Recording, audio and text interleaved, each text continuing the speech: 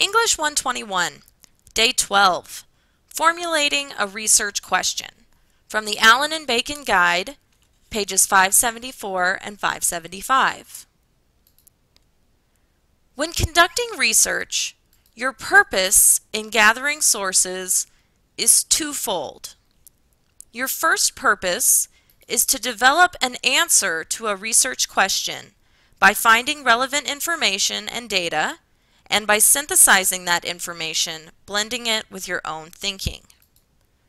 Your secondary purpose is to position yourself within a conversation among other voices that have addressed the same question at issue. In conducting research, your first step is to develop a research question. A good research question keeps you in charge of your own writing, reminding you that your task is to answer the question for yourself, in your own voice, and through your own critical thinking, applied to your own research sources. Skilled researchers don't seek the perfect source that answers their question. Rather, they know that they must synthesize an answer for themselves from multiple sources. When developing your research question, be sure to distinguish between a topic focus and a question focus. A topic focus invites you to collect information without a clear purpose. It merely encourages passive collection of information.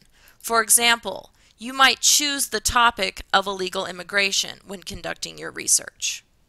Question foci, on the other hand, will require you to be a critical thinker who must assess and weigh data and understand multiple points of view. This encourages active construction of meaning. For example, if your topic focus is illegal immigration, you might have the question focus, what can be done to relieve the problem of illegal immigration in the United States? Good research questions will arise from your own intellectual curiosity.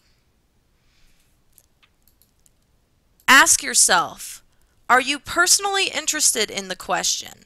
This is what researchers refer to as the motivating occasion.